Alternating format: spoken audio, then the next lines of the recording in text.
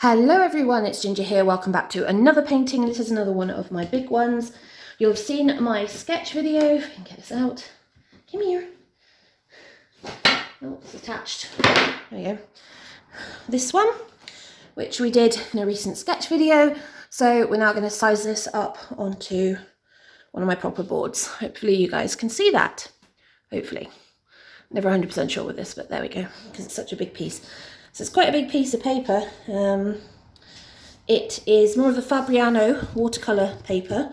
Because I'm using water, I kind of need it not to mess around. I've taped this down with gum tape and stretched it, so it's warped a little, but not much really. So, let us get started.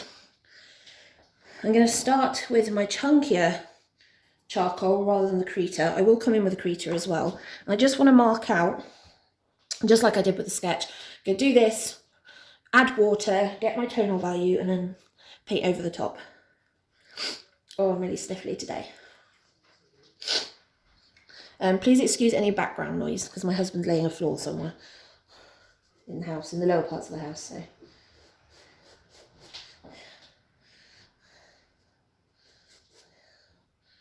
So let's say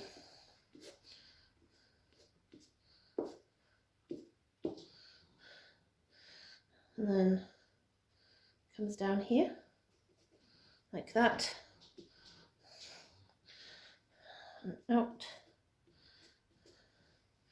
So that's the kind of headland coming out, and then we've got the bay, which quite dramatically comes in.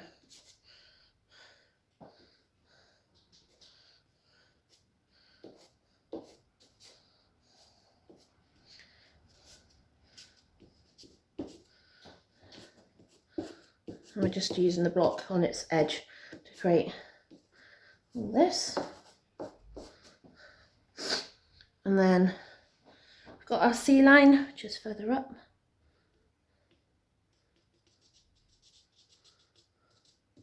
Just totally not straight, but there's me. And then we've got the surf line, which is where the ocean is definitely meeting the beach. And it's got this other section here, it's kind of wet, and we've got this river kind of meandering, and I threw that on the floor. Right, we also have these clouds as well. Let's see, we've got a big one which we put up here. Now, this isn't actually the cloud, this is the negative space. You remember we talked about that when I did the sketch, that in this one, we were painting the sky in between the clouds. So there's a cloud. And then I've got another one here. Like that. Right, I want to get some darker shapes going with this.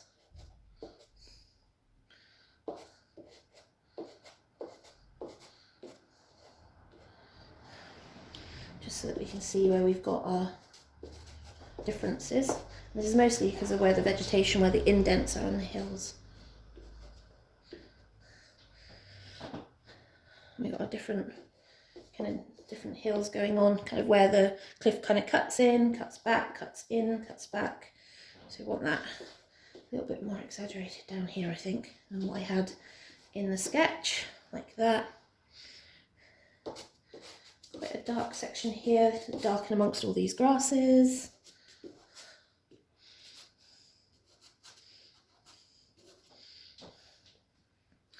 Same on this side, this line here.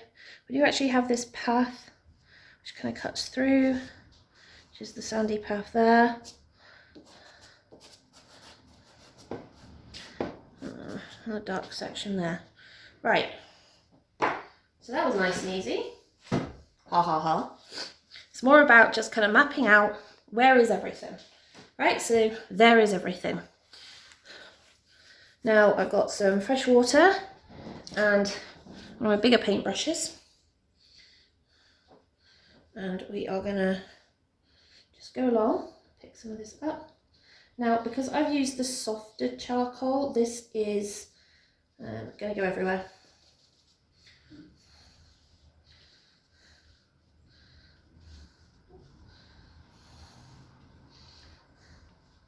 But that's fine. Because like I said, we're going to be painting over it, so I'm not fussed totally.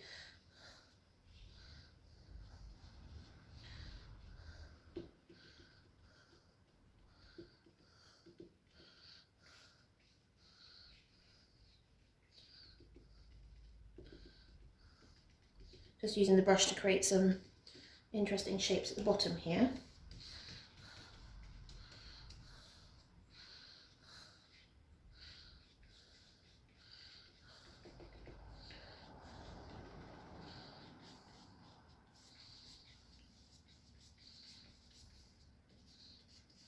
I just love what you can create with just charcoal. It's pretty amazing really when you look at it. Oh, we're rattling. There we go.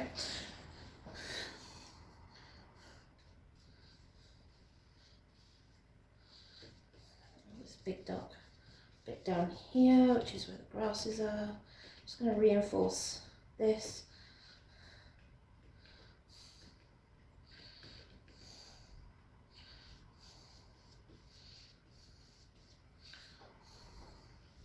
I'm using a fair bit of water. I'm not really thinking about whether I'm overloading the brush or not. I'm just slapping water down quite heavily.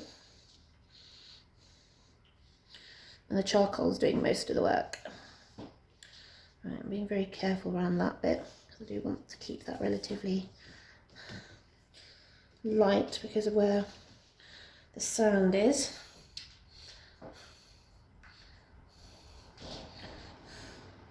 Now, just remembered there is this darker section which is where there's debris, so I'm going to pop that in here.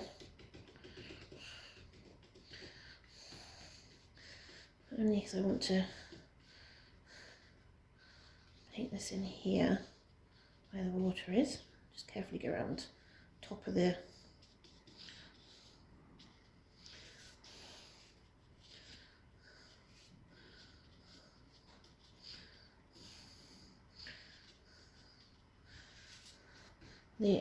grassy knoll that's in front of us here, like that. And there's a bit here, I keep hitting the camera, I do apologise. And that's our line for the sea.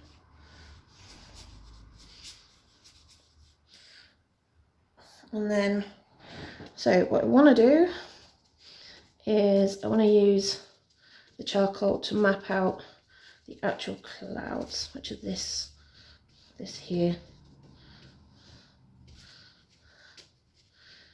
So I'm just trying to pick up the charcoal and then move it into the cloud area.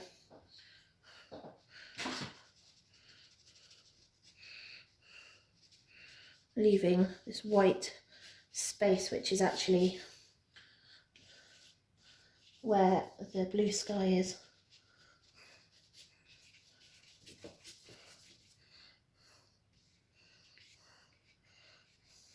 I just love charcoal, it's just such a fun compound to work with.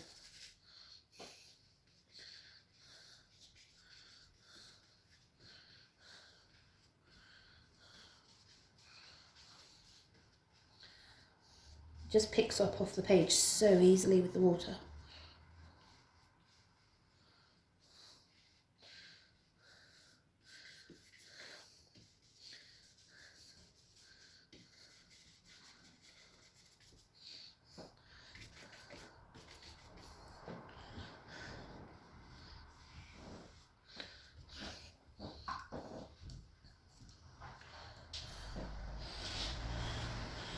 I need some water to lighten up here,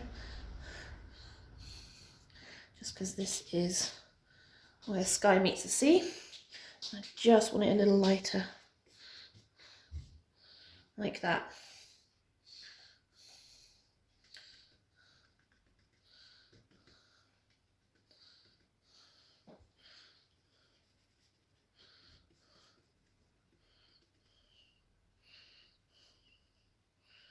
Right, have I missed anything? I don't think so. Right, let's let that dry and then we'll be able to start working with our pastels on top of that.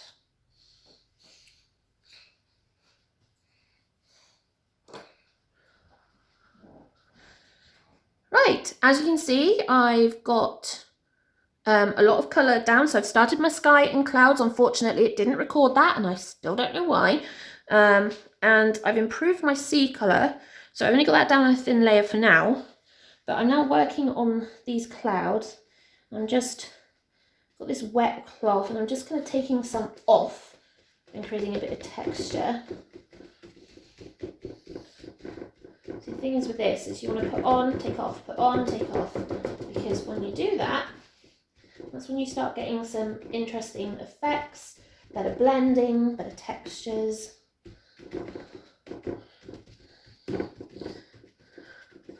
So I'm just kind of dabbing, but also moving at the same time, trying not to get in the way of the camera as well, because I tend to have a habit of doing that.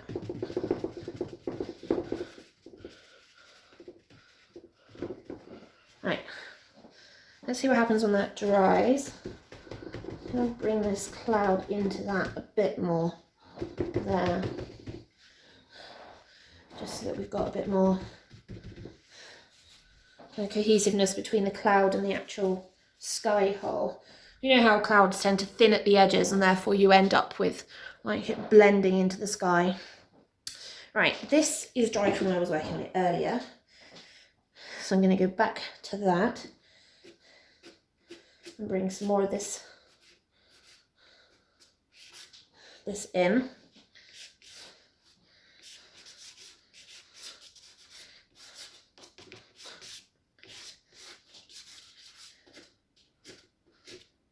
I'm just mindful that the sea direction is this way, the cloud direction is this way, and the land direction is curved.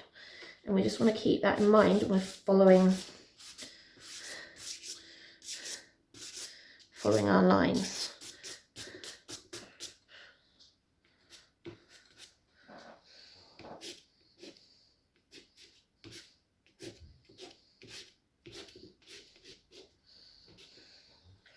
Like that. Now I've kind of brought that out a bit more, didn't I? Right, let's go back to, this is my mid. Love this colour, it's gorgeous.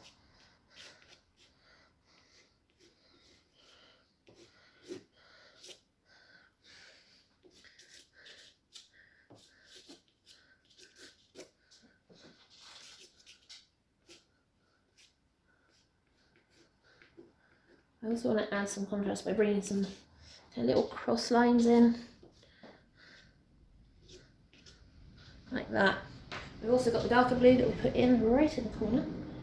We're going to do that.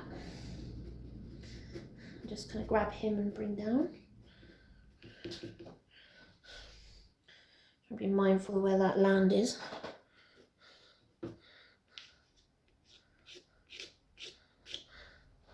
And just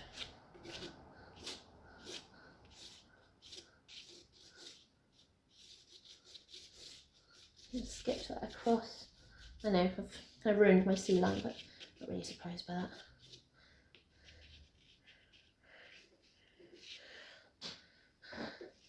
Just kind of want a bit more sketchiness in those lines. And then, like I was doing with the clouds, just gonna pull some of that back a wee bit. This is what I mean earlier by consistently add in, pull back, add in, pull back, add in, pull back. And that's how you get all these gorgeous textures. Do with there is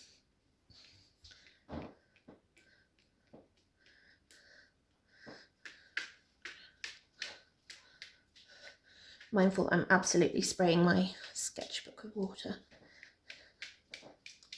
Get in there.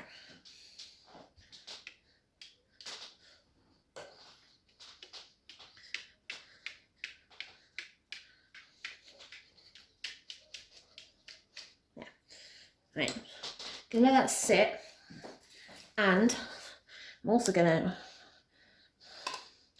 add a little bit of hairspray while it's still wet. Now what that should do is create slightly darker splodges where the water is,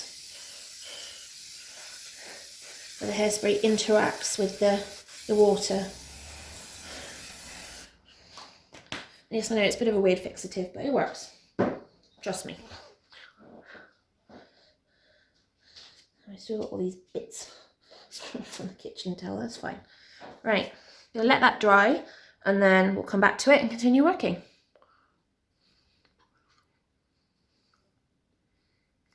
Right, that's a bit drier, apart from this bit here. Just gonna ignore. I want to lighten up the sky. I also want to add some of the blue in from the sea, because it's really important to be able to keep some continuity. So I don't want much, but what I do want needs to be at the lower end of the clouds, because it's lighter to the sky on the horizon.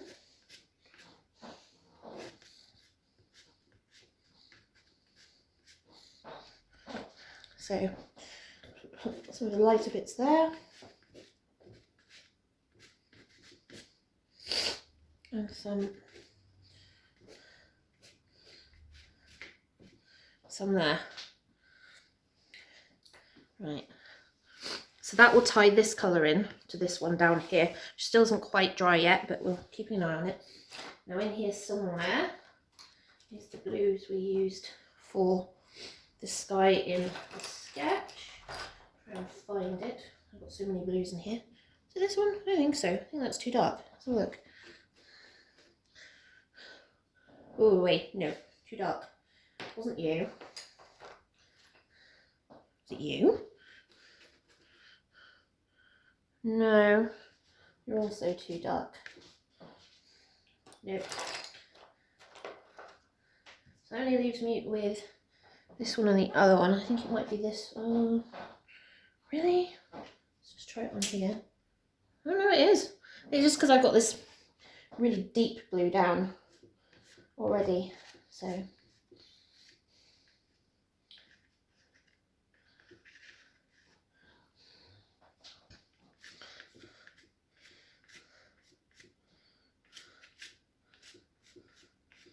So I don't want it too light at the top. I might need to find another blue from my range, because I think it's going to be quite enough. I need something in between. Oh, I do like this colour. Such a gorgeous, it's almost like an ice white. The blue is so, it's not a cool blue, it's warm blue. It's white kind of, white always looks a bit weird when you see it mixed in there. We'll need that one for the sea anyway. So let's rub some of that in.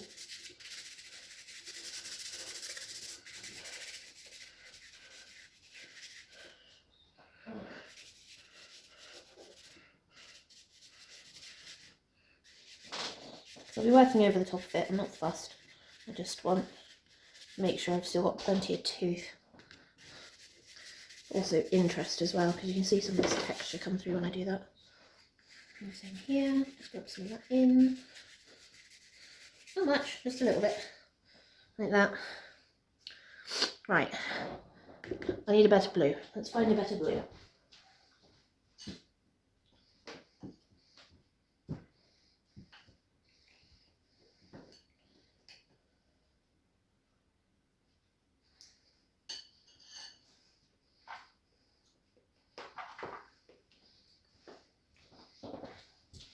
Potentially one of these, possibly this one.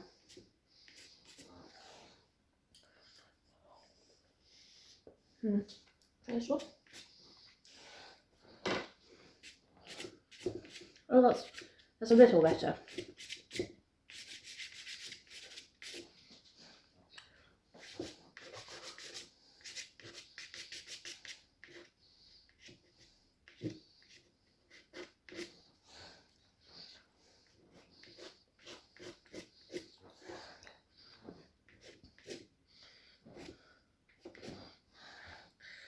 colours we're getting into that. It's gorgeous.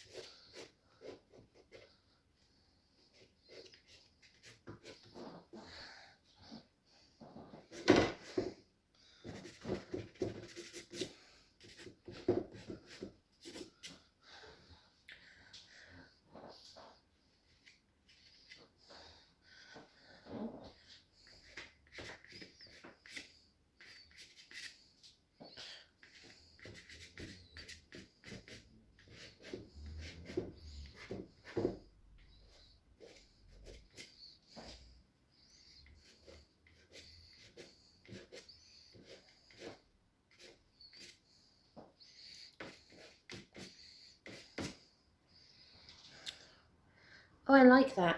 Really like the colours in that. It has pushed the clouds back though. It looks almost like we've got blue clouds and a grey sky, which isn't correct at all, but we will be fixing that. We need to find this neutral pink. Is it this one? Yes, it is. This is my neutral pink grey, I think. Yeah, there it is. I'm bringing this in.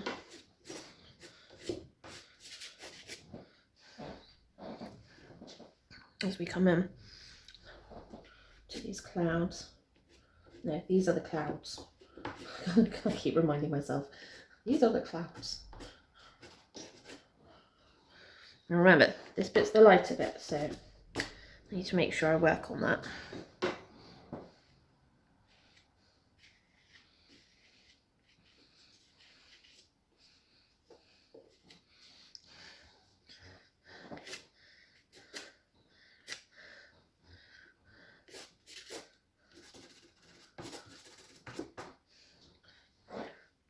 Right, this is starting to come together nicely actually. I like the sky. That's coming out really well.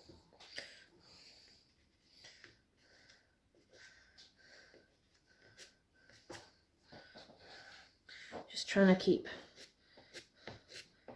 interest in the marks, so which direction I go with the pastels, so whether I'm going diagonally like that or cutting into the sky hole or then dragging it up, form a weird line. You just want to try and make sure that we've got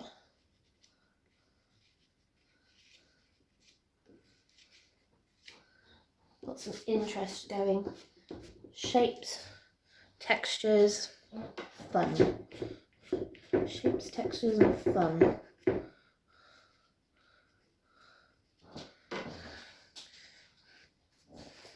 It's kind of almost stormy at the bottom here actually. I'm kind of almost liking the direction that this has gone in down here. So I might keep that actually, rather than lightening it up.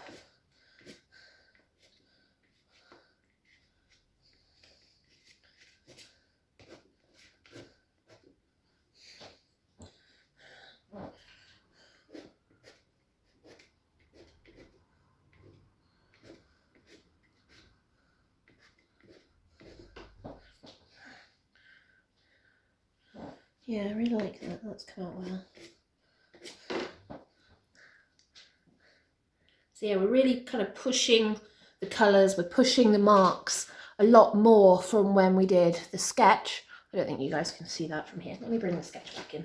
So from the sketch here, so you can see the kind of basic marks we've made, some of the line work and the colours, to what we're now building on here, where we're now building the colours, we're building the textures, we're building the marks. I like this.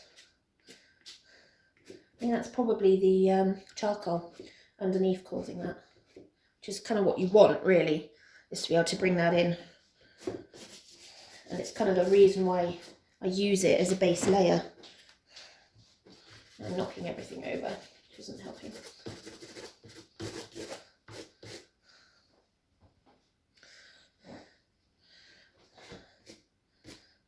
Not sure where I'm really going with this top corner of the sky. It's going to annoy me, I think.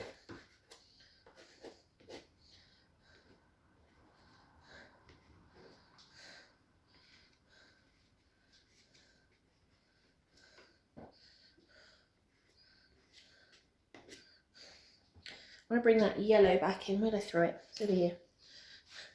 Is it yellow? Do we class this as a yellow? I'm not really sure what we want to class that as. It is lighter. The problem is if I bring that in now,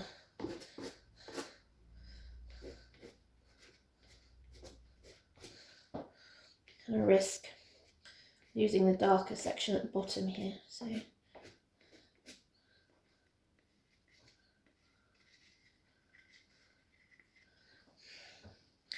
do I want to do that? That's the question.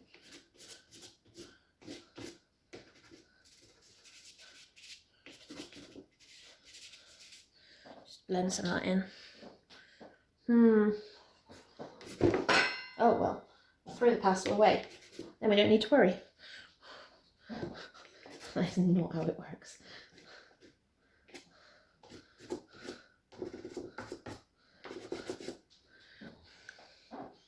Bring this up here. I feel like that needs it a bit more.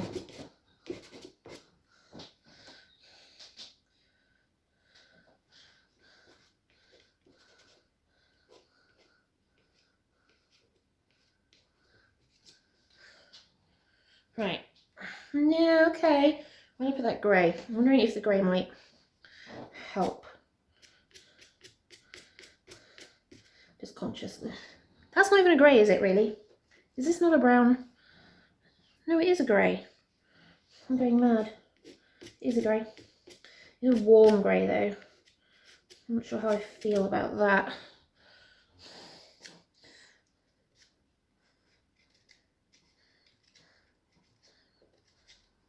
I'm still headbutting the camera every now and then, so I do apologise.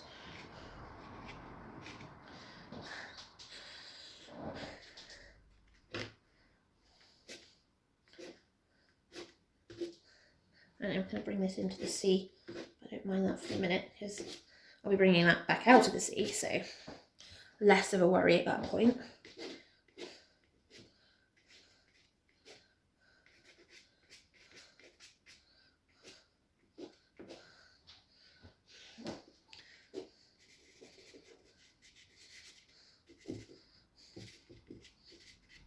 Yeah, just blending some of that in. There's too much tooth from the paper coming through there. And there as well. How's that looking?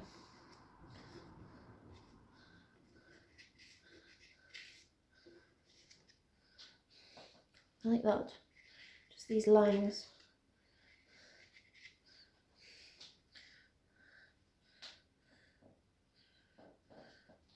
I feel like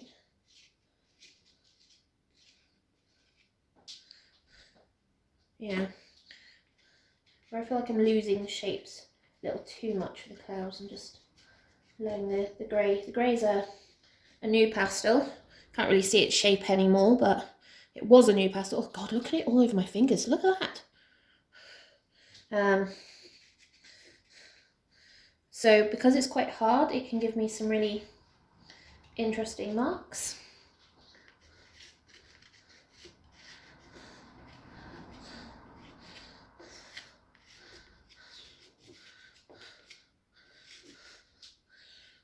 Like that. Right.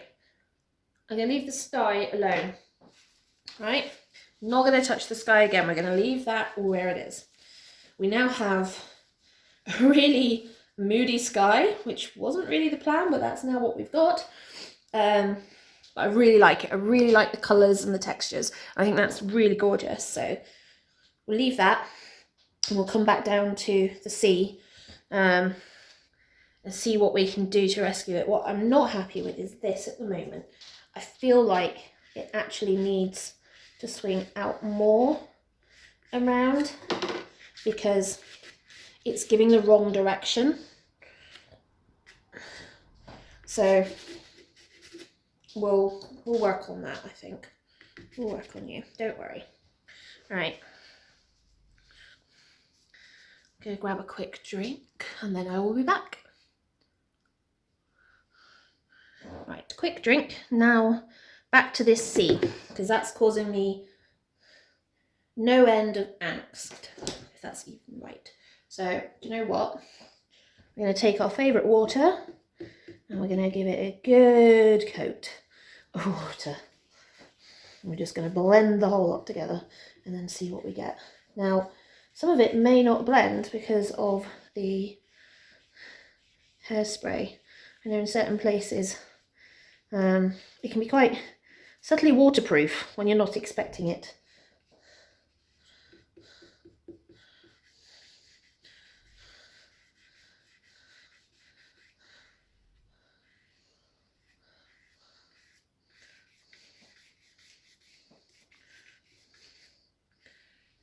Bear in mind, this is watercolour paper, so it doesn't mind the water in quite the same way as a lot of pastel papers.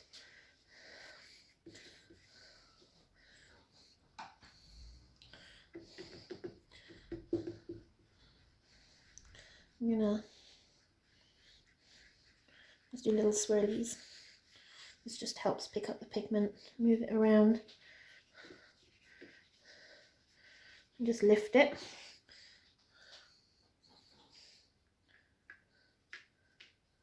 Oh. No, sorry, not the camera. Right, and then I'm just going to take some of this up.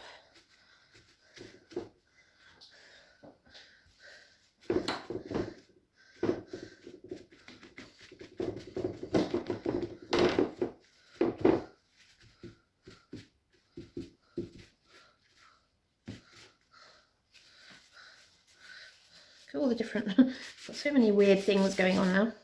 Right, scrape that back, and this is what we're left with. I'm going to move this out of the way. I think it's getting splat on. Just make sure you guys are still in view and kind of still in focus. I think you're still in focus. Right, now that's still wet for the minute.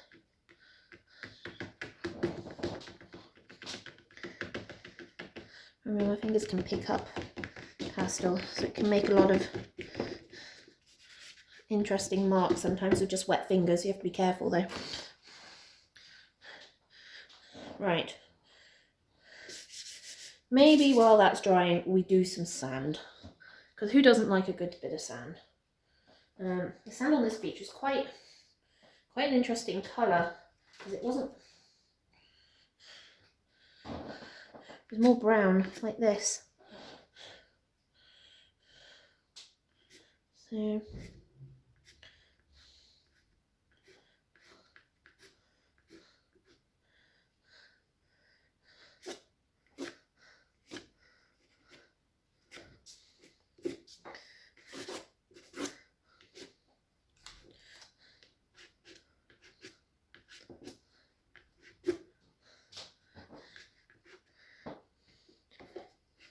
and we're just creating lines and shapes.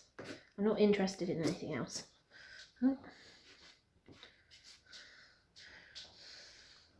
And yes, this is darker, but that's not a surprise. Remember, it's still wet.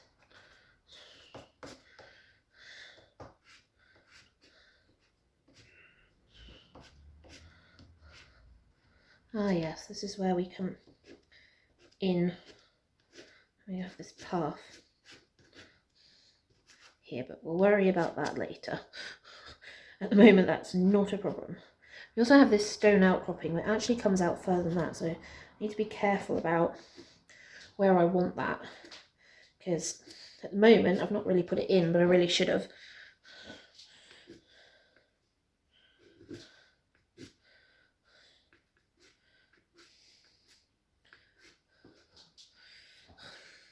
So we've kind of got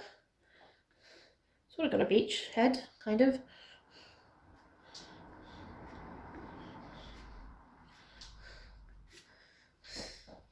I know that the water kind of splits there.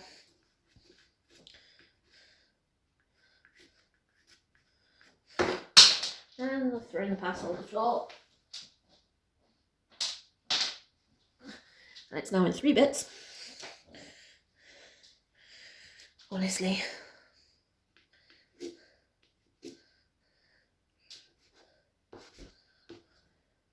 Now this is where it's kind of like the high tide line. Go away.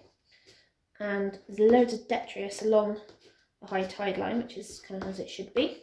So all of the kind of picked up seaweed and rubbish and branches and anything that floats basically will be deposited there. Yeah, this is breaking into loads of chunks now that I've taken it off the floor. It actually isn't handy, but never mind. You go away. Right, bit better. Bit better. So now we've got this colour come in. We want to kind of start lightening it. Finding a nice kind of, I think this might be too light. Let's see. Oh no, I think we'll get away with that. It is quite, this is a bit more red. I feel like I've used the wrong colour, or not quite the right colour. What else have I got in here? See, they're all oranges.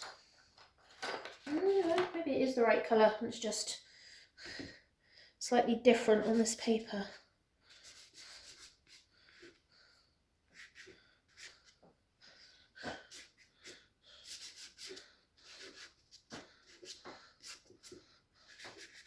Just having fun with the fingers there, just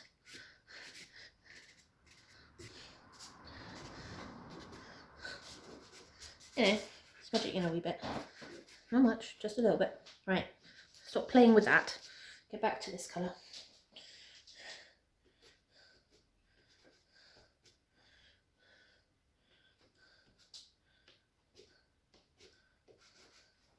Right. Lots of lines going this way. It's in a circle, don't get me wrong, well, it's in a kind of horseshoe shape, but there's still lots of lines going this way. This is also a really soft pastel and it does not like water particularly well. This is one of my, what is this? It's really, really soft. I'm not sure it's I don't think it's a unison though. I think this might be one of the, not the crumbly Snelliers, but the other ones. I think if you've got any experience with Snelliers, you know what I mean. Like this, yes, there's multiple different types.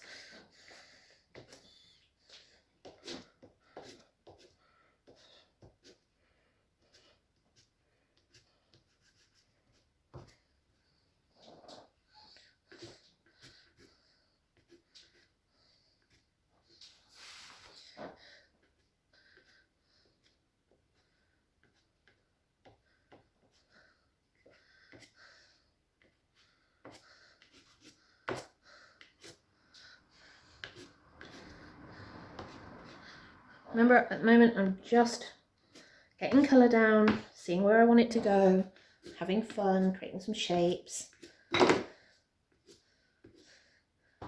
worrying about all the other stuff later. Like that.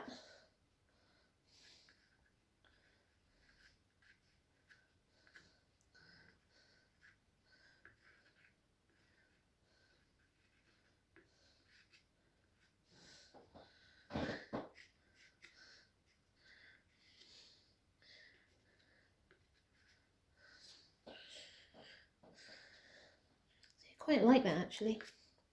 We'll see whether or not I actually want to do any more work on that. I kind of like where that's gone.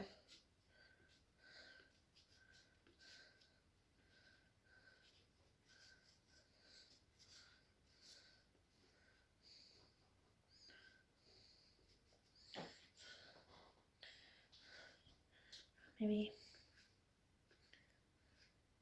Yeah, that's a grey. That needs to be where the stone is. There. Okay. Right, so we're slowly pulling the sea forward and the sky kind of back. Kinda. What I need is this colour and the pink one down here, which is what we're going to be working on. And I put both those colours to one side over here because you want to bring some of this element and this element together, and the best way to do that is by bringing some of that colour into your groundwork. So I've got the pink here. So we're just going to bring that in here into this sandbar here. And then along here. Like that.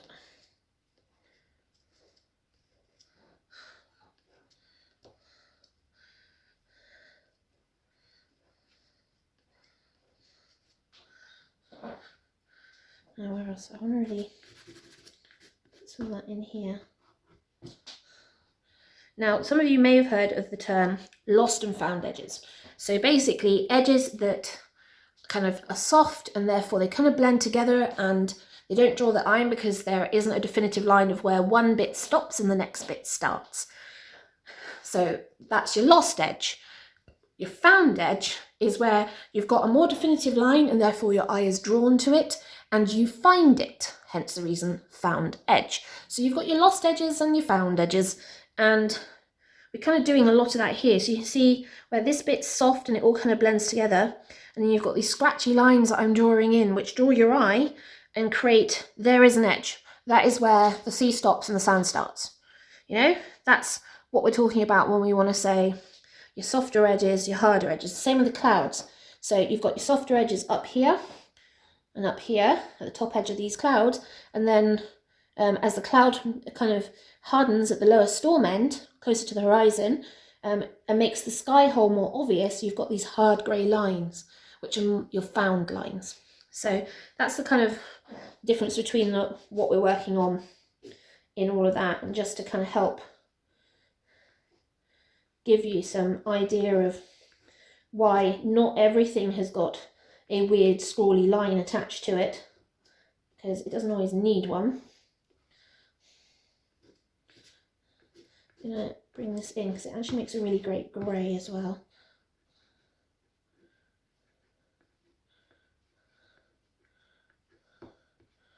Okay. Like that. So we've got a bit more of this in now, and that's really helping kind of marry this to the sky, which is what we want, because we don't really want to lose it too much. We want cohesiveness between the upper and the lower parts of the painting. So now we have this, which is our muted gold, as I call it. It's a great colour. Absolutely love this. And even better, I have just created a pigment very similar to this, completely naturally from pine cones.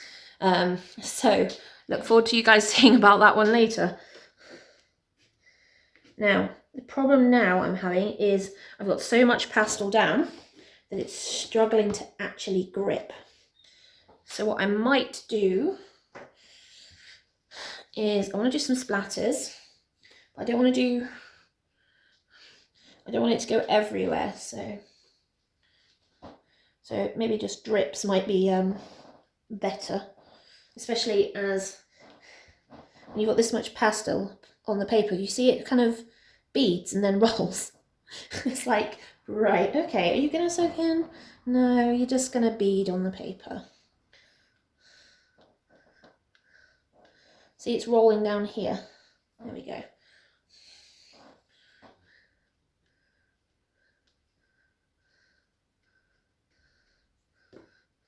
There.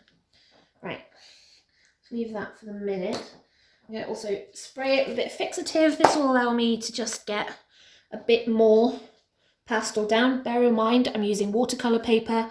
I've not primed it. There's no gesso down, no pastel ground, nothing. It's literally just watercolour paper. And I know there's a lot of you out there going, what?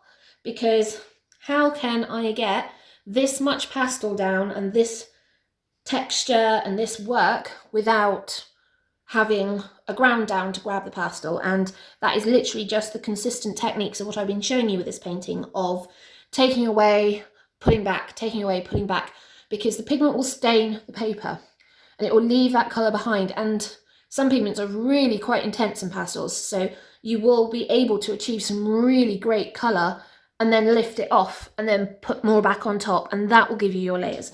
So let's just spray all this. going to give it quite a heavy coating.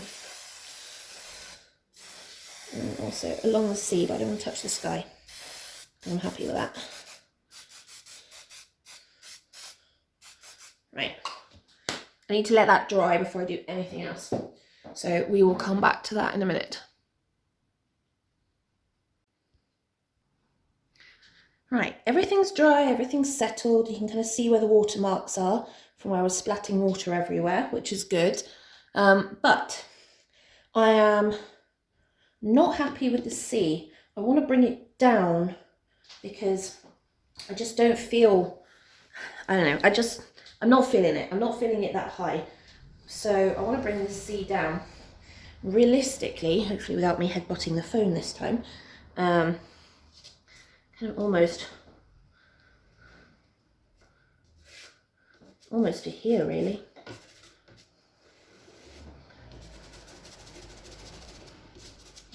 Like that.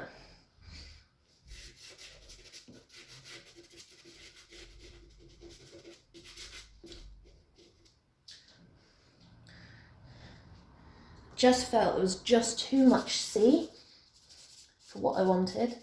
So if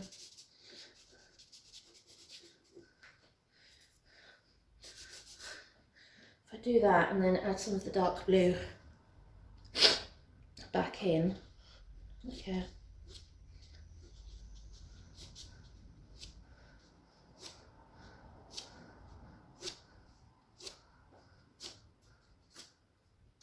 Like that.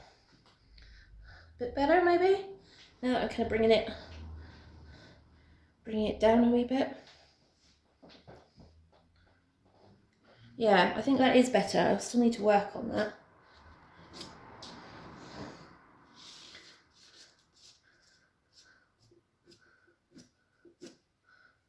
But for now, that's the lighter end.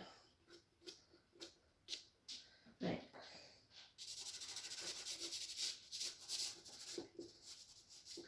Just gonna kind of blend that slightly, just soften where sea and sky kind of meet.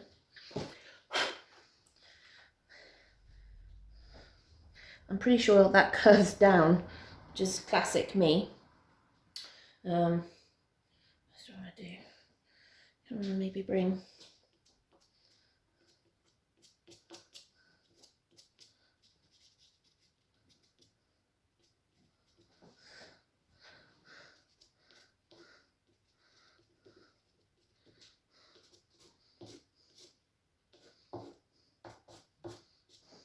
some of that down into this storm.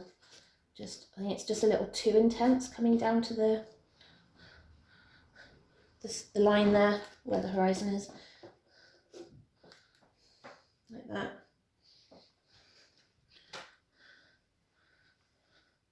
Yeah, that's better. Okay.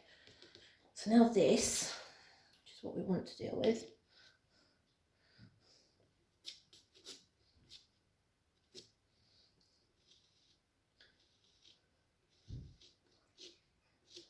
Just doing tiny lines. I like the texture.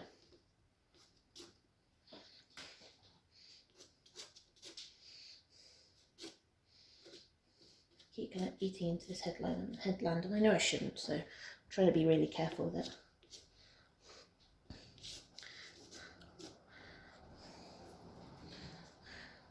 Then bringing this blue in.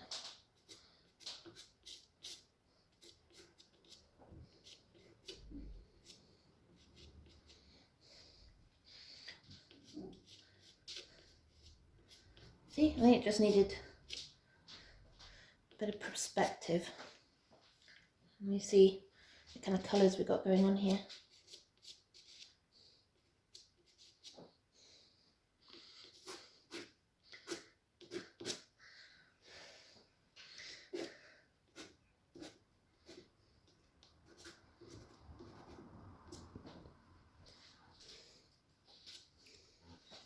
If I come this way.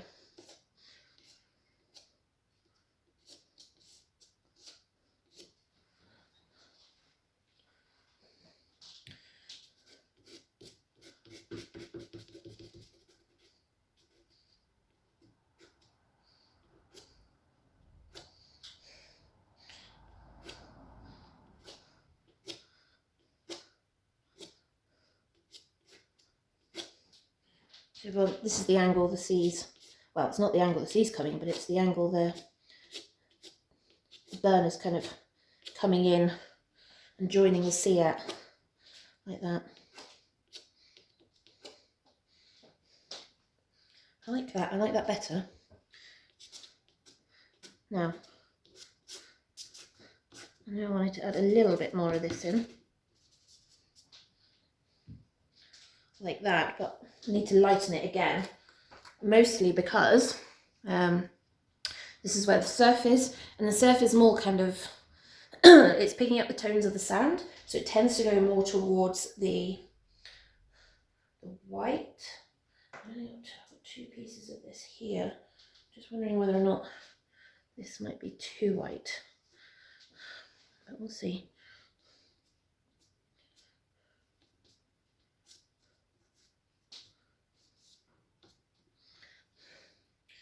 Actually, I think we can get away with that. We just have to be very careful about how much I'm planning on using.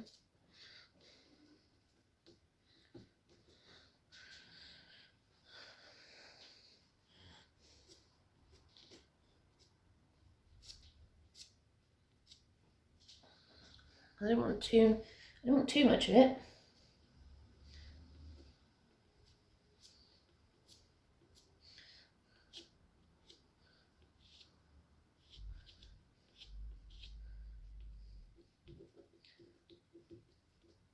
Same time I do.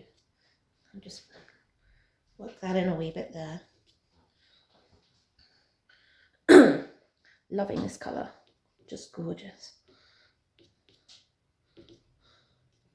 See, this is where most of this kind of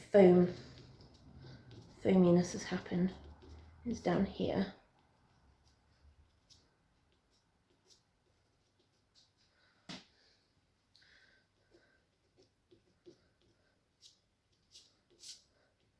And we'll just keep going along, because that's kind of the direction the water is at this point. Just soften some of that out. I love the texture of this paper, it's why I like using it, because it can give you a lot of interest for where you're working, which is perfect. Now I'm just going to make sure you guys are still in focus. I have absolutely no idea if you are or not, because I can't see.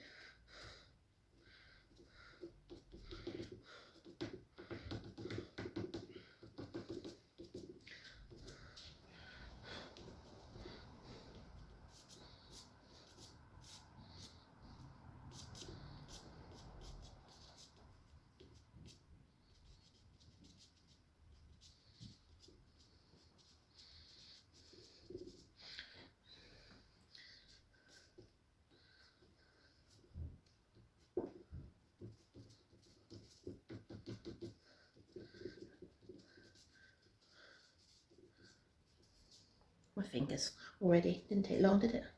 Right, it's kind of better. Kind of more like what I wanted.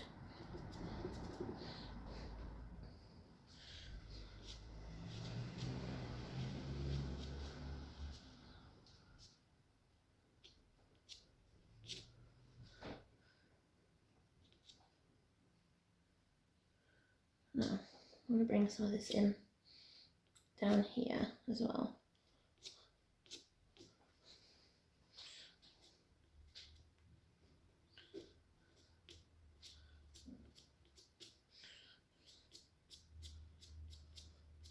But following the shape of the river.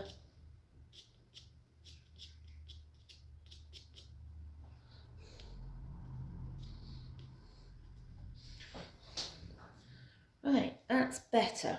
That is much, much better.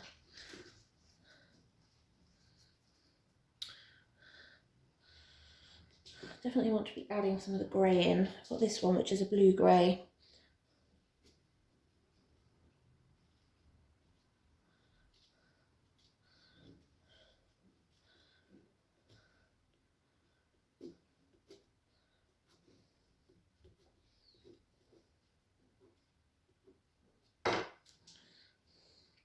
This is just this weird rocky outcrop that's there.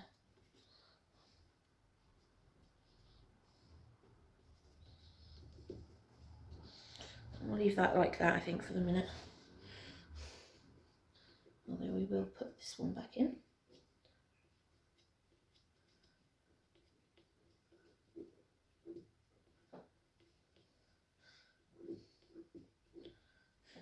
Just because I don't want to lose that where it kind of comes out.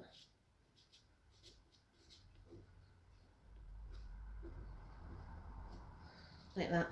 That's better.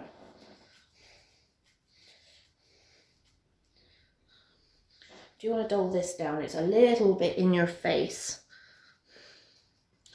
I don't know if this is on neutral.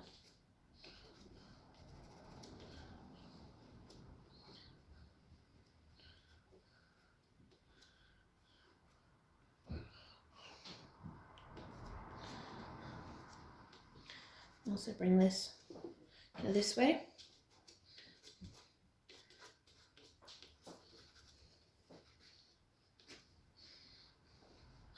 Like that.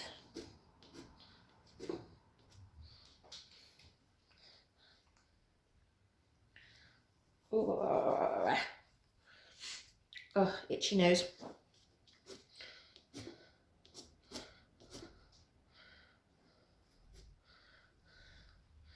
See, so this bit's wet, but I feel like I need to add a little bit of that back in.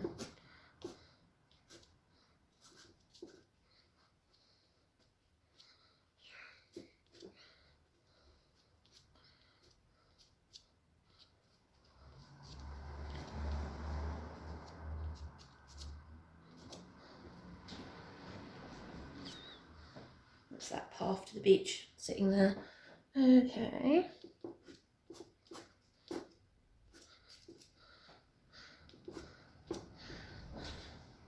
Is that better? I'm a bit happy with that.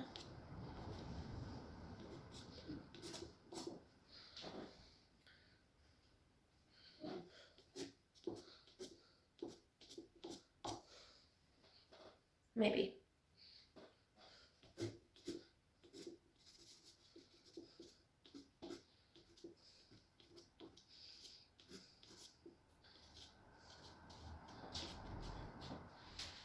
Just want to do some, I think that's what I need, is just some marks.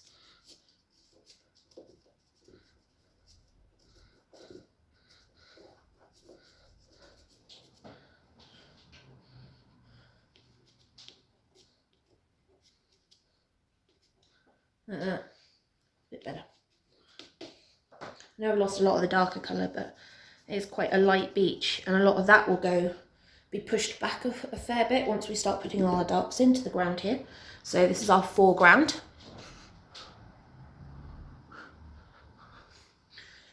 And I'm going to start with this. What do I want to do? Oh, apart from ache.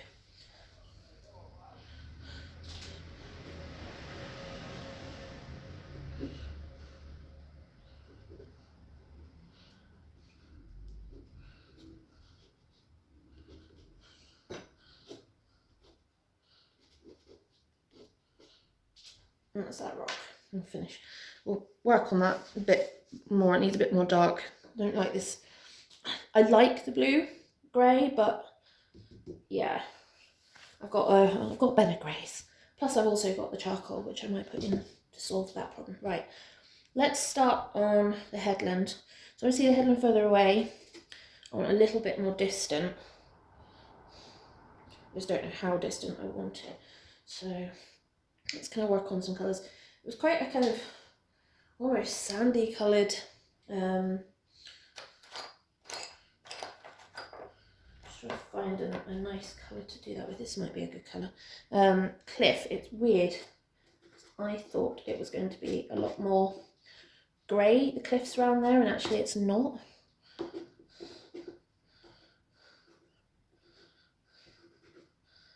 Ooh, you did not want to carve into that, do you? No.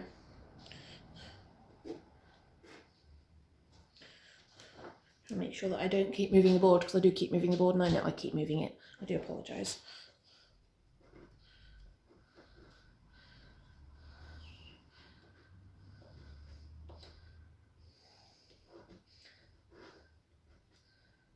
I'm just trying to find the shapes I kind of got in on the sketch. It kind of comes down like that, not like that. And then this comes into here. Just using the, well, it's not really a sharp edge, but an edge of what you can get with a pastel. Just to kind of map out the top line of that cliff. There's a lot more of this here. And then come up, come around, and then back down.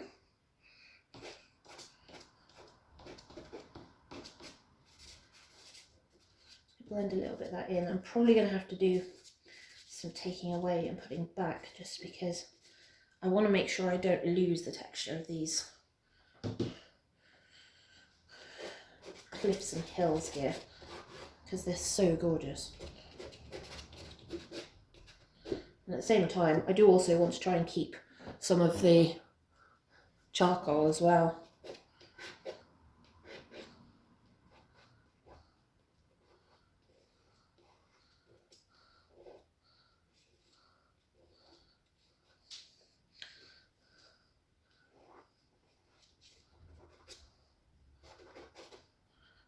Kind of goes a big section of this up here. I do love this colour. Do not want a triangle shape there, that's for certain. Yeah, I like that. I really like that. At the moment, the sea draws your eye because it's the darkest object on the painting, but as we work this and we work the darks back into this, suddenly it should change in theory. Not always, but it should. These are these grasses. There's a lot of these grasses down here, but they're all kind of like a really gorgeous, kind of not a gold yellow, but kind of like a muted green gold, and they're really pretty. It's kind of classic Scottish cliffside colours, really.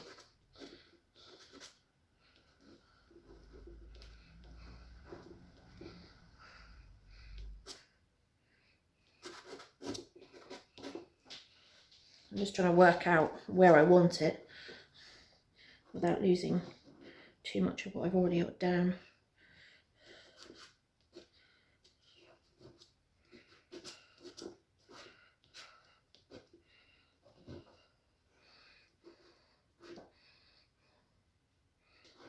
Most of this follows this top line along this side. See, this is why it's really important doing sketches, because it kind of gives you an idea of what you're supposed to have without giving you the boundaries that you kind of end up setting yourself if you were painting your main painting from a reference photo.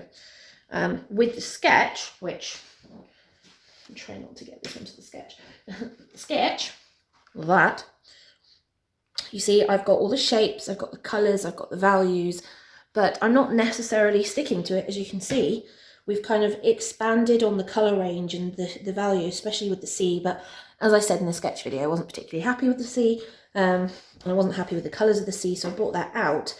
And the same with the sky, because I wanted to marry some of the sea colours up into the sky. So the sketch can give you a really good foundation to work from. But if I work from the reference photo, I'll spend too much time looking instead of actually focusing on what I want to achieve on the canvas, or in this case, weird cut shape piece of watercolour paper. Whereas with the sketch, I've already done that bit. Now I've got a expressive loose interpretation on a page that I can now pull my inspiration from and then add in the elements I want to add without getting too bogged down in the details from the reference photo. It doesn't have to look exact anymore. Now it's just getting in there. And speaking of getting in there, where am I going? It's like, where am I going? I'm in two minds. Do I want to add more colour now, or do I want to come in? I want to add the creature in. I love this, and it's great. It has a habit of getting absolutely everywhere and can be a little bit of a pain to work with. So, I don't know, might have to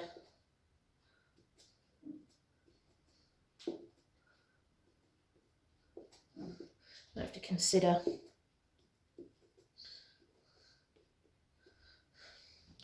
whether I want to continue working with that or bring the Krita in. The Krita's darker because it's compressed charcoal.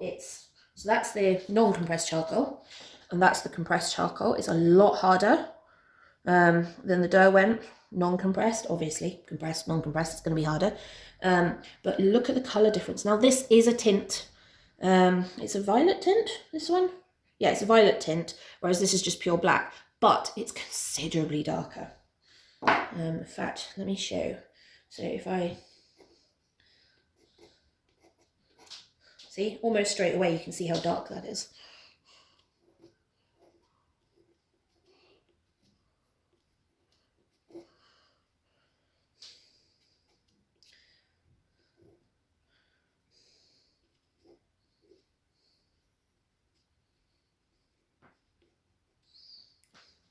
See, just doing that and straight away you can see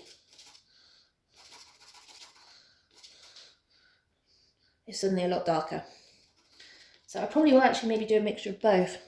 Problem with the Krita is that the compressed charcoal does tend to shed a lot of dust.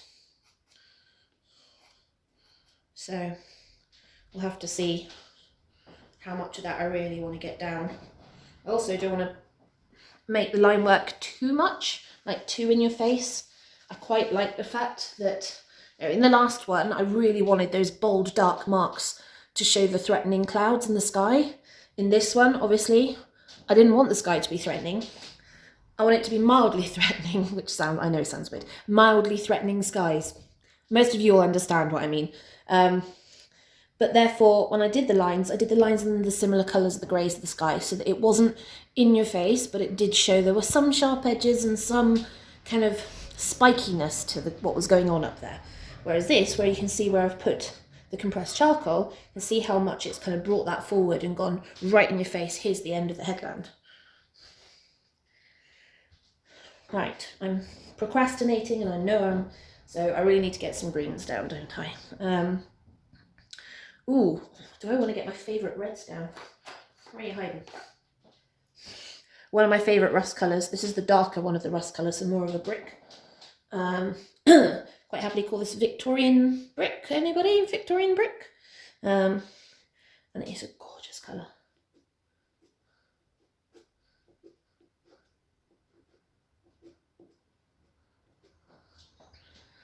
It doesn't need much to be super strong.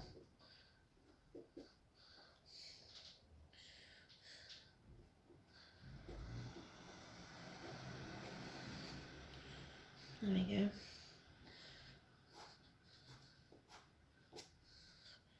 I'm just working out where I want patches of it. Usually this colour is representative of, and I know this is probably going to sound weird, but if you've seen it, you'll know what I mean, is dead ferns. Now, in the summer, ferns grow in abundance in Scotland. Wherever there is an open space with no trees, and because most of the ground up here is wet, ferns will love it. They just grow like huge waves of them, and in the winter, they die. They die. They don't necessarily die back.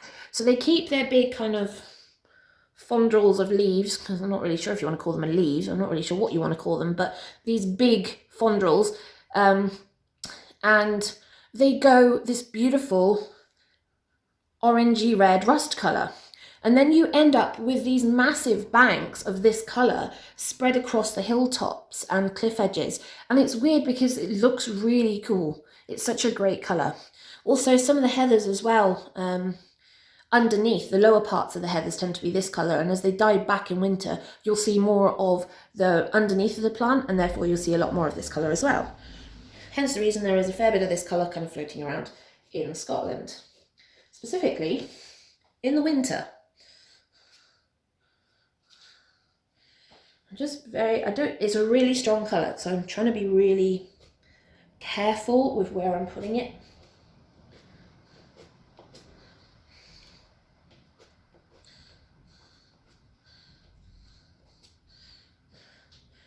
And also conscious of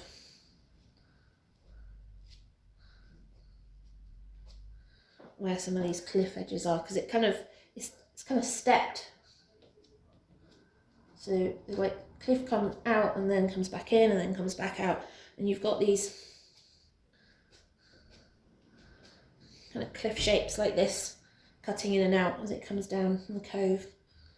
This is a gorgeous wee beach, by the way. It's tiny and it's relatively easy to get to from the point. There's like lots of paths down from the upper cliffs, and the car park's a bit of a walk, but actually it's a really good place to go, and the lime kilns that stick out on the point are really gorgeous, definitely worth the visit. Right, I don't really want to put too much of this up here, and then I put more. I know what I mean. You know, you guys know what I mean, right?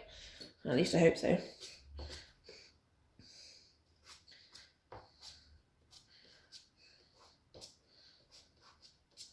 Just kind of carving out the various bits.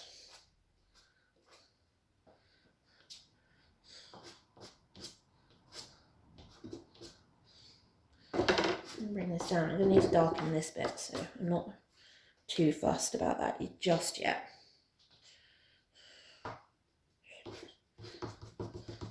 Quite a bit of this right at the bottom.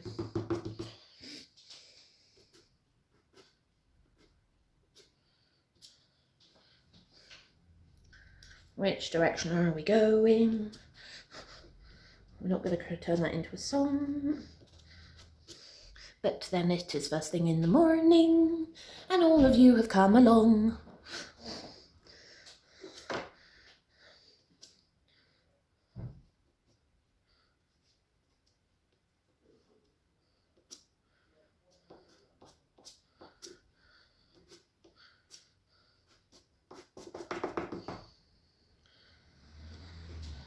Right, are we there on that one?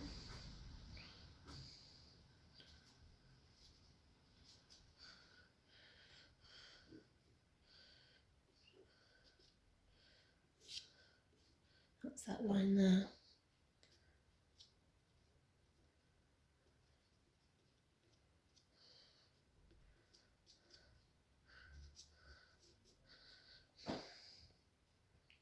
Yeah, let's leave the brick colour alone for a minute. I can hear voices. I'm wondering if yeah, I know, the scaffolders are still here. I don't know how long that's been now. Hopefully you guys can tell me. And I still have scaffold on the other side of the house as well. So I'm like, oh, for God's sake, people. Let's have a quick nosy.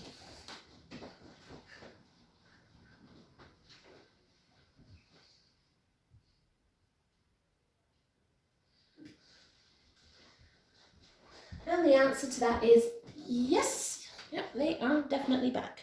Right, now, there's some patches of dark blue-green. Now, traditionally, you want your dark blues and your kind of bluey tones to be further north. Is this a grey or a green? I want the point when you're actually looking at it thinking, no, that's a grey. Off you go. I'm looking for my green. Are you a green? No, you're also a... What? Hey, why have I got into grey? I don't know. Right. No, you're a weird browny green. You're my grey green though. I want that. Let's just see.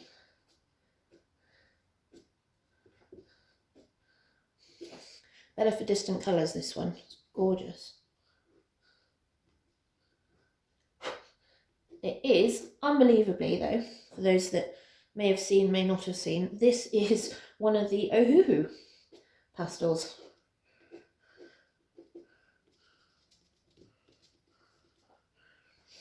Just pop that in there.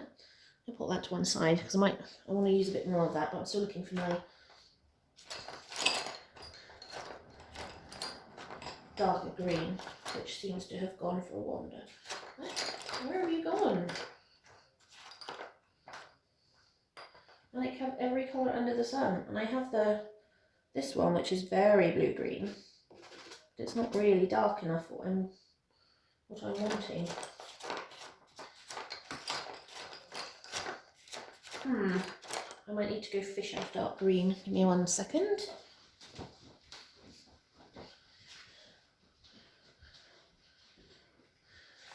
Yeah, green.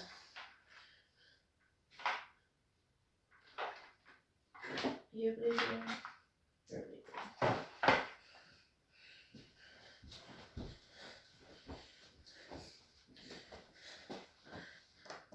Right. Just work out which one's which because I'm looking and I've left the cloth somewhere. Here, cloth.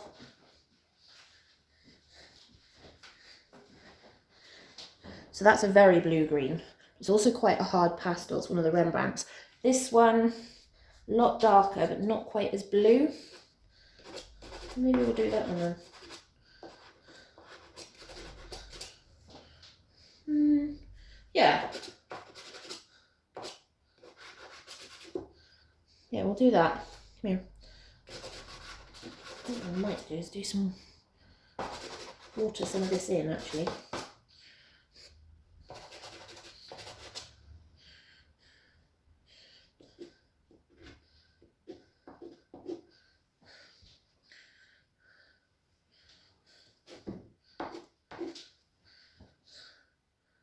Yeah. I think I'll just add the greens in where I want them. Right, let's water some of that in because then I can build the texture on top. I'm going to steal some of these, just kitchen towel, and then promptly drop it on the floor because, you know, why not? Right, come here, brush, water.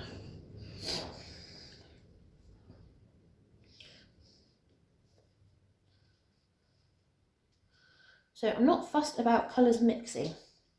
What I want is just getting the colour embedded into the paper a bit more.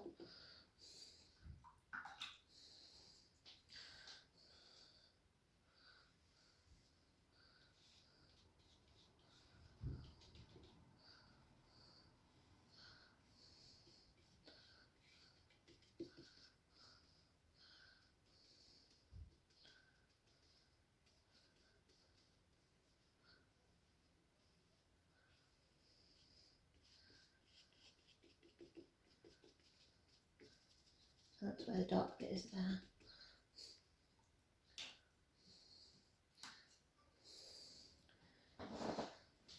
And we've got our reds and greens here. So we're going to do red first.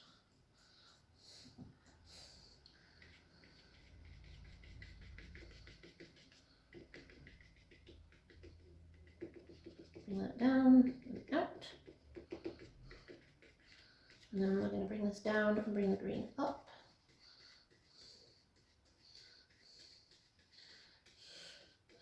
Should make for an interesting colour selection, that one.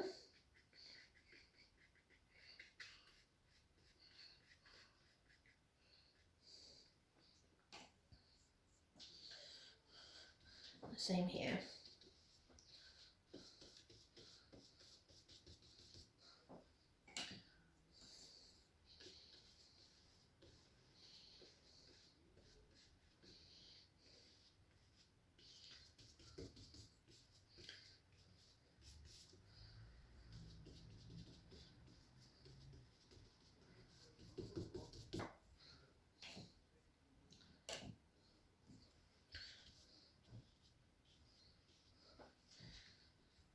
I always have to remind myself this red is a really strong colour. So I like to stop and start when I'm working with it with water because otherwise it will literally just take over everything.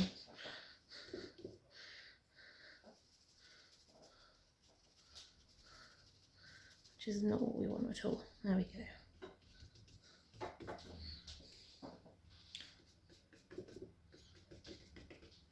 Right.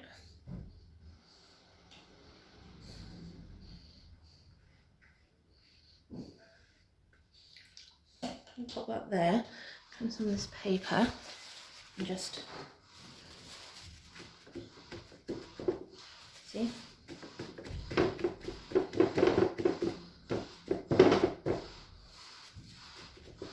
Have a truck reverse up the road. Good to know.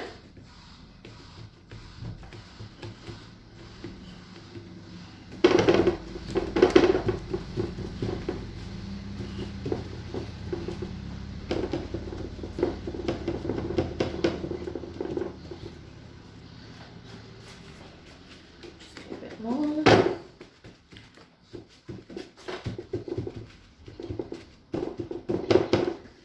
Right, see, that's just completely changed it now. It's kind of flattened it out. It's also spread the colours out and created a bit more interest. Interesting patterns caused by the kitchen towel, which has some sort of design pattern in it. I don't know what though. Right, I think I've slowly moved south, so I'm going to move you back up a wee bit. Where I've got the camera is just above my eyebrow line, which means to see, I have to kind of stand on tiptoes. Because I'm a bit of a short person. Okay, I'm a very short, well, not a very short person. I'm 5'4", but I tell you what, that does make me feel very short. Anyway, on that happy note, let's take some of that up because that was too wet. I need that to dry, so I won't be able to do anything with that for the minute, so I need to let that dry. So we will come back to that in a minute. Now that this has dried, I'm actually quite liking the softness that we've managed to capture here from kind of washing it all back and bringing it all back. So my thoughts are, with this section, I want to maybe darken some parts and get some detailing in with some of the harder pastels like the Comtés. Yeah, but actually I quite like how that's come out with the water. So let's use, which one do I want to use? Let's use the Krita. Actually, no. We use the Krita for the foreground. Let's just use some of this and it will just...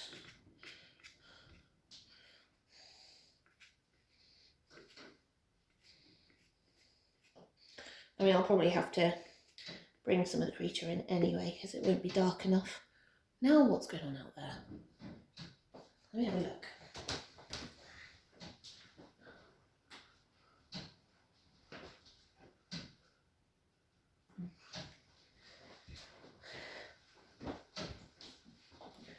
Just the council boys. Right.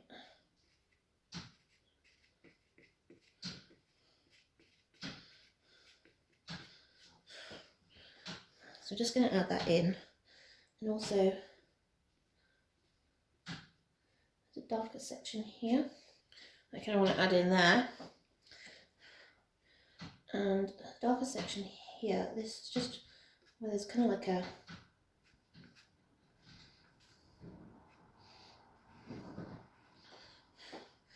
dip there,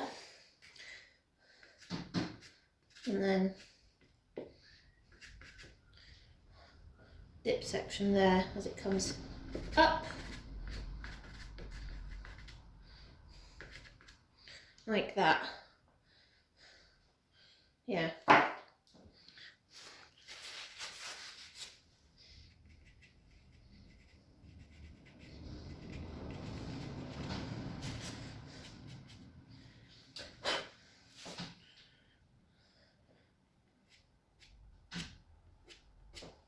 I want it to come down like that just to give that shape.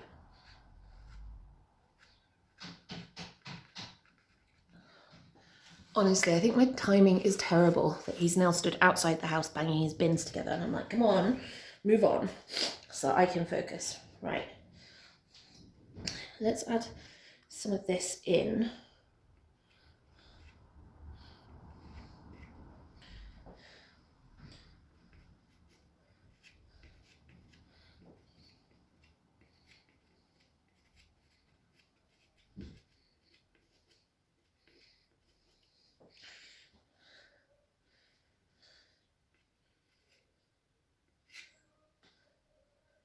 Just that.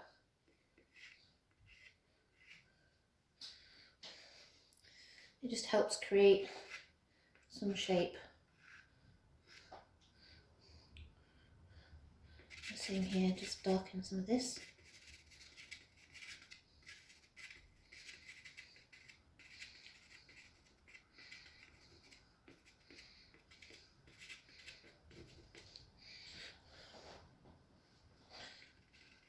Just going to blend that in a little bit with the main charcoal, just so it doesn't kind of stick out a little too much.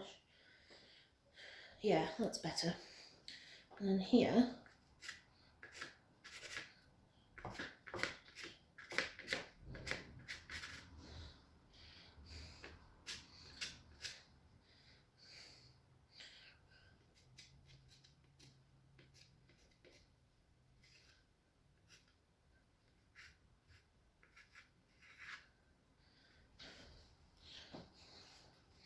as that comes up,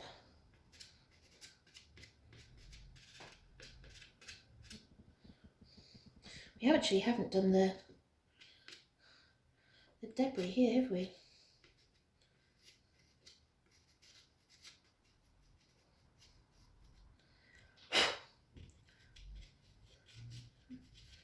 Completely forgot about that. Done now though.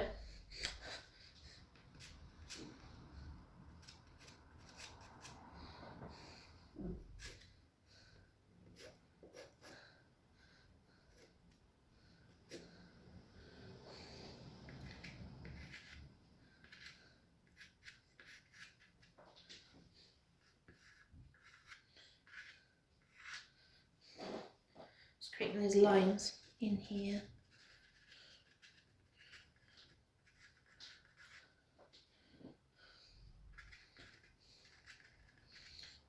Just softening that, it's just a little too harsh for where it is in the painting. Yummy, like that.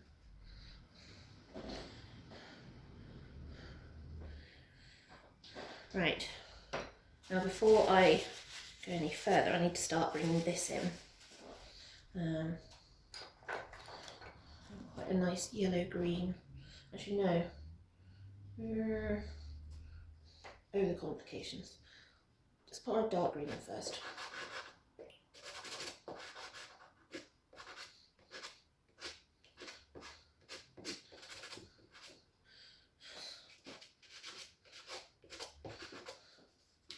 Right, bring that back again. Have I moved again? Yeah, I have, haven't I? Let's move you up a bit. Better? Hope so.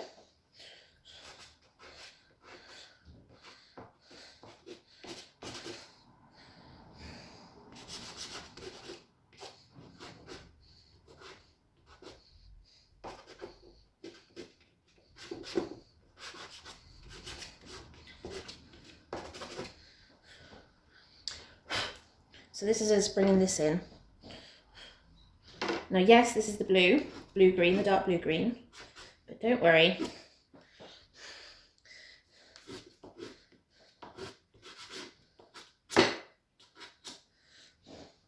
We've got plenty to come in yet.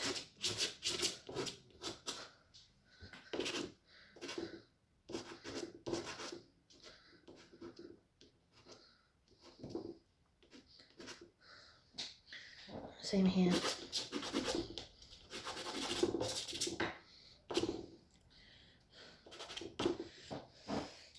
Yes, now, before I go any further, I do want to bring in some of the darks that we know we've got. So,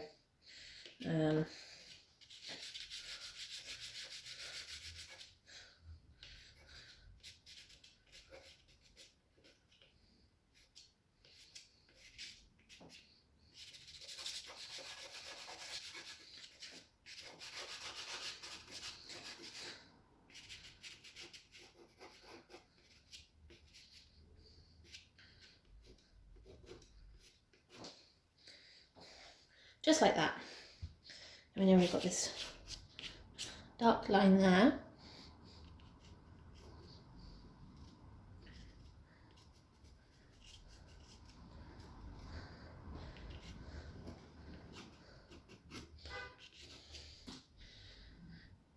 And then we've got this path.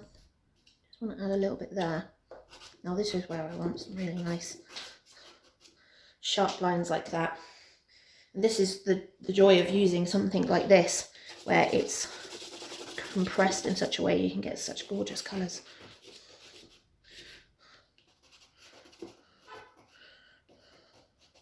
And in this case, a gorgeous, really nice dark black.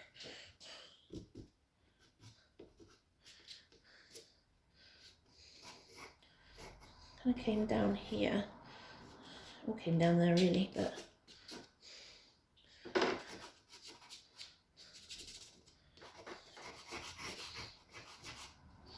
of like that.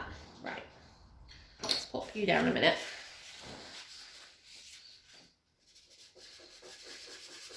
I'm gonna rub this green in.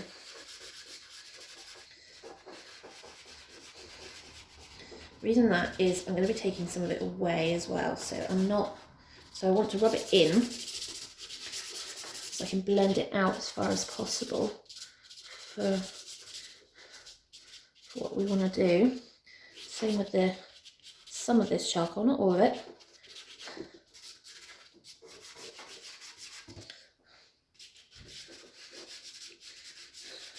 Obviously we want marks.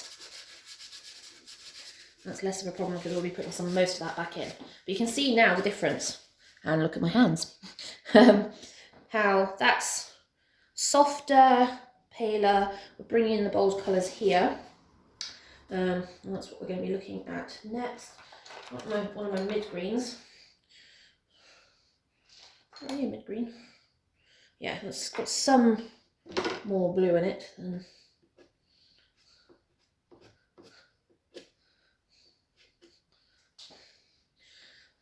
And some of that.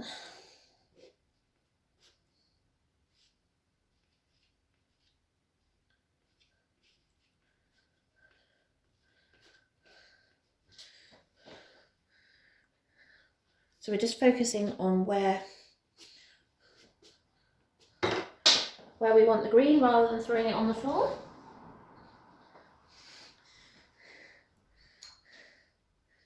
See, this is the other reason I'm opening a shop, is because I need to pay for all the broken pastels. Okay, just look at me. Do you know, I know some of you will be like, oh, and there's a reason, and do you know what? I know exactly what the reason is. The reason is I have almost zero peripheral vision now, and with my limited eyesight, I can't see the edges of things particularly well. So this little flappy bit, which is usually supporting the board when it's sitting up, I can't really see it very well. So I keep hitting it, which is why I keep sending the pastels flying. And I know that, yeah, I know it's there, but I do forget when I get too enthusiastic with my mark making. So it's my own fault, really.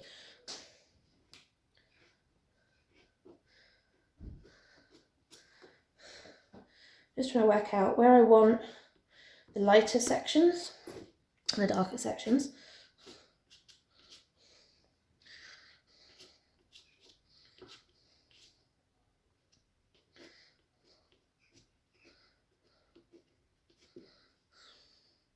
Still not liking this grass bit here, but that's where the path comes in. But we will endeavour to keep trying to do something with that to make it work.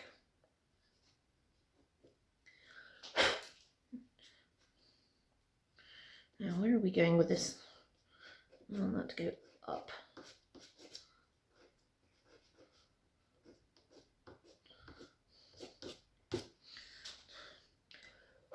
Right, so that's a bit better. Now I want to be putting some of my wonderful red back in. So, I'm loving this texture. So what I might do is wet this. This has got a wonderful scum of all sorts on it. I'll use the paintbrush to wet it. And just dab at it. It'll probably pick some of it up and transfer it to other places, which is fine. It's doing that with the charcoal anyway. More water. More water, please.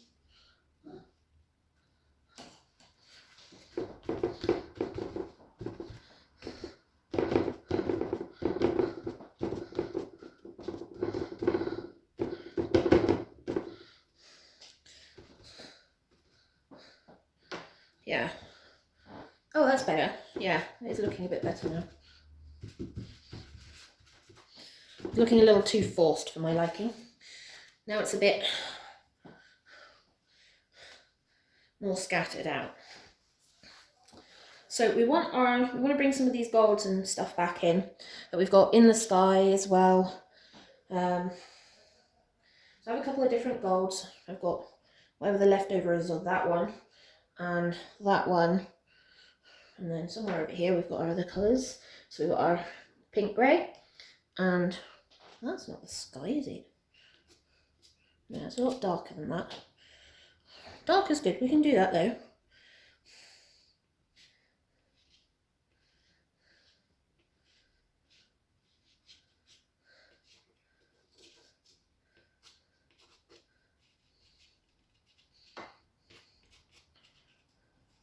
Just going to put some of that in and then kind of bringing it out again.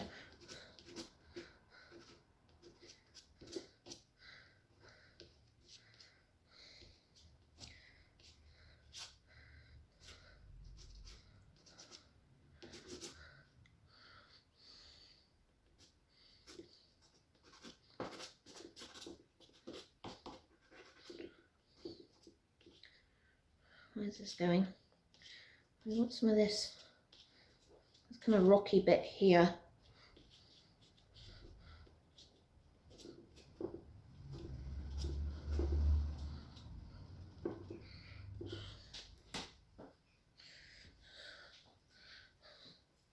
Yeah, okay.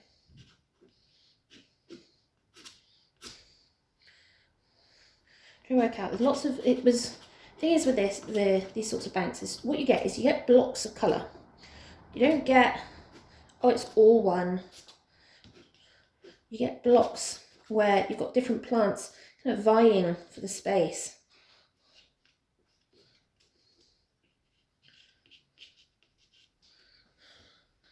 And as a result, you get these little weird blocks of colour everywhere, which I think are absolutely stunning. And it makes really great, interesting composition when you get these blocks.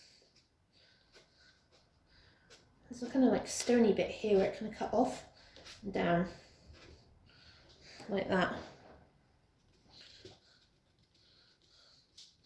Not too many of my finger marks going into this. Otherwise you guys could scan my fingerprint from the painting. Wouldn't that be funny?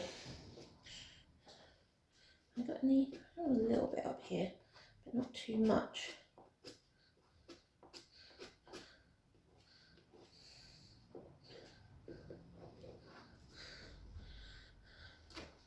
The same here.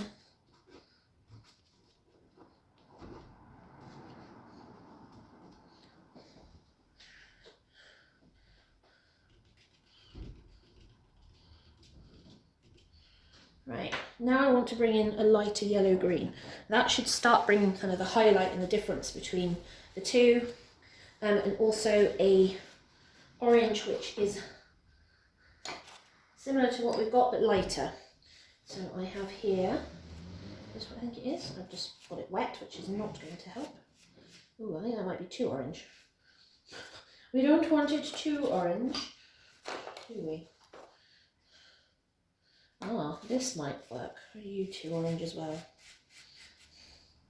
See what I mean? It's kind of like too orange.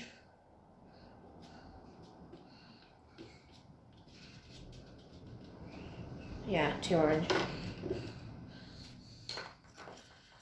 What else have we got in here? You? Oh no, definitely not. She says. No. You know what? I think we'll stick with this. I could go and find a lighter one. I have got a lighter one, but actually it's not so much that it needs to be lighter, it just needs to be more intense, and it's kind of what we've got here.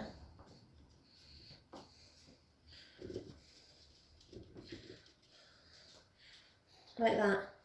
I love this colour. No, you can't be obsessed with the colour. Oh yes, you can. I absolutely love this colour.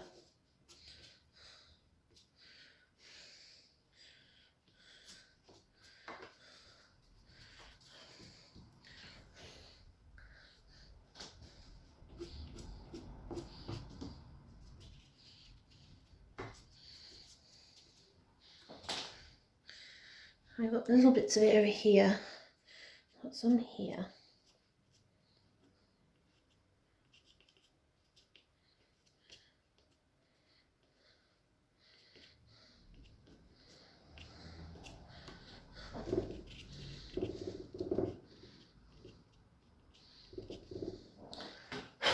Let's have a look. Better. We haven't put our lightest colour on yet, so, you know, still to come.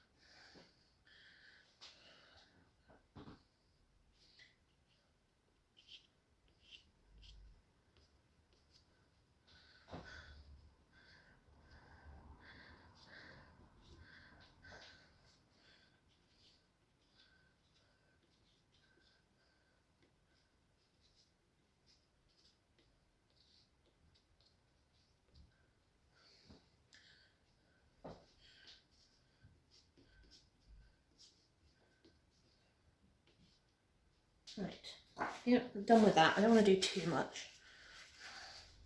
Maybe see if I can take some away. Where I've got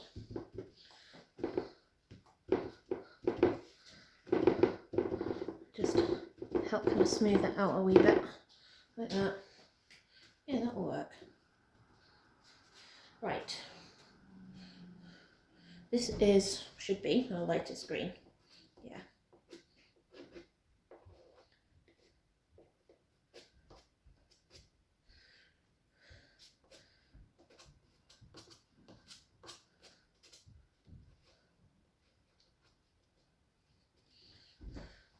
And this should give us a kind of brighter pops where we want them now.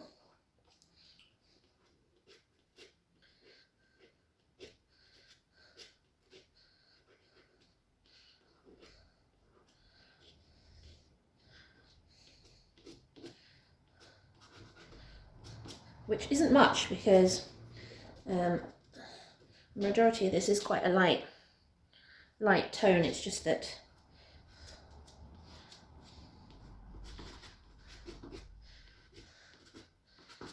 you've got the kind of, there's like a lip of a kind of grassy area and then it kind of disappears again.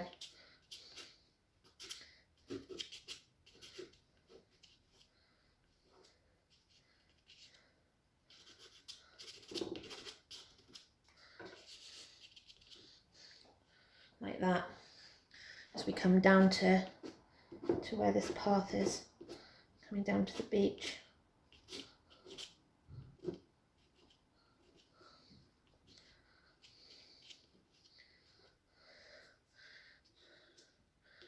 And the same on the other side, but it is a bit darker. I've got to be careful that I don't stray too far. It was a bit rockier on this side and therefore it was a lot darker.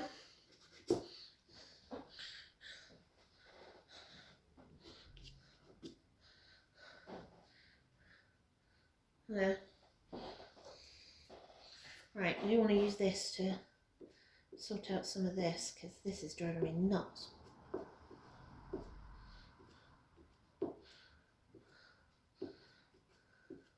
Just didn't like the blue grey in it.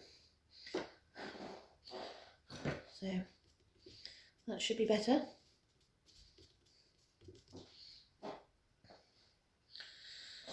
Now, I want to come back in with the compressed charcoal and just bring out a few little details here and there that I don't want to lose.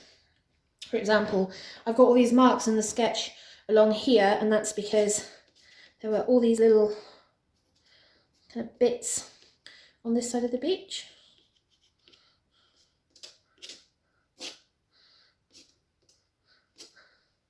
No idea why, but there were, and they're just quite interesting.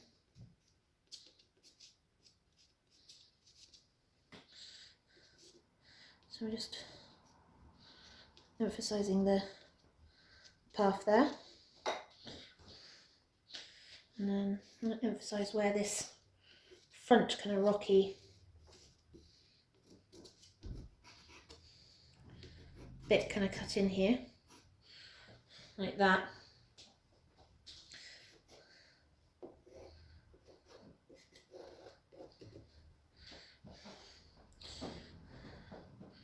So it looks a bit more interesting.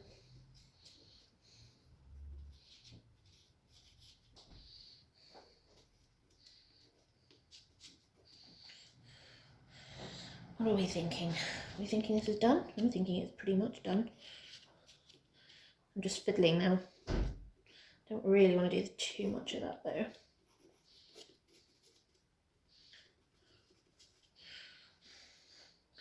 Yeah, let's leave it there. I think we're pretty much where it needs to be. I'm going to see if I can fight with this tape to get it off, which might be interesting. I'll just check you guys are still with me on this one. Hopefully you are. Right, let's see. I'm going to stay at my fingers from the charcoal.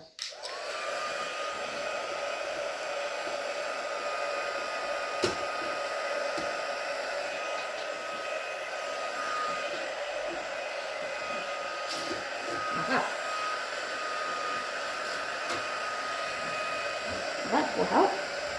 Okay. If I can just get some of it off, I'll be able to get this started.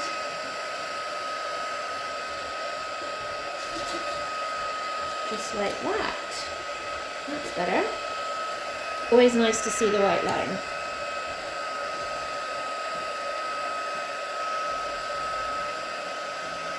Even if it's wonky.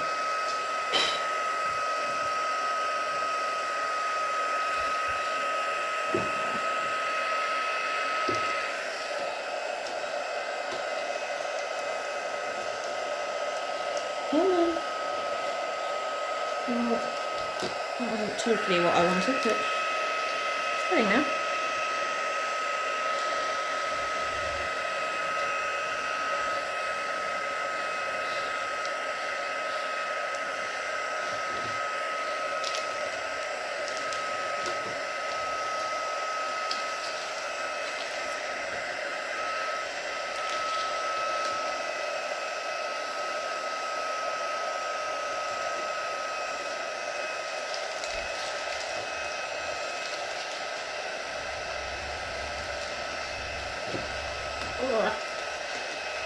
It is stuck in the corners. There we go. Well, there's one bit.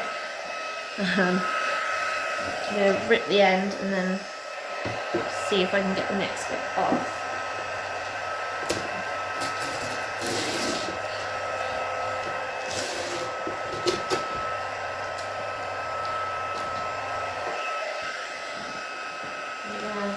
Separate. Oh, you are. There we go.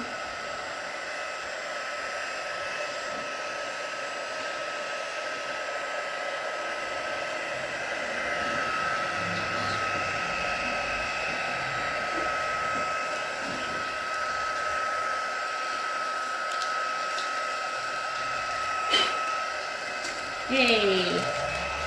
Right, let's top and bottom off. Try for this. See if we can get one of the sides off.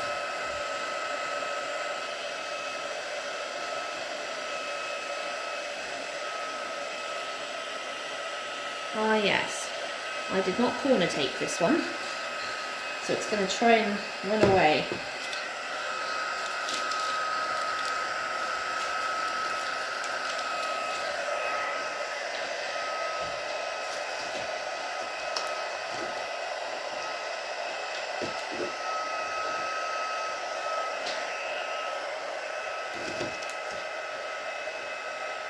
What is this stuff? How do you do it? Don't you stuck on here. You wrapped yourself around the corner and now you don't want to come undone.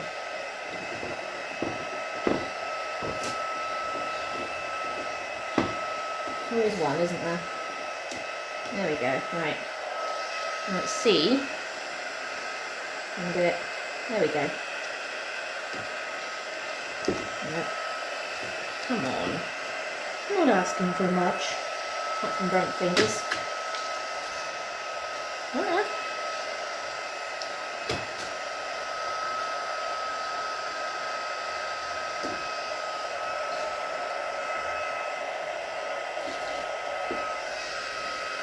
Almost off.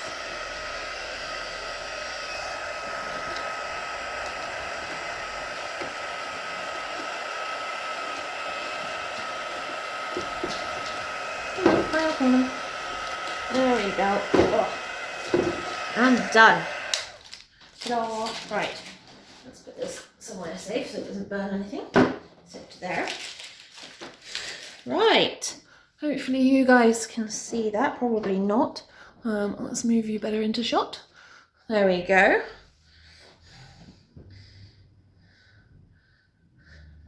So, I kind of like how that turned out. The colours are there from the sketch. If I bring the sketch back in, you'll see what I mean. So the colours are there from the sketch, as you can see.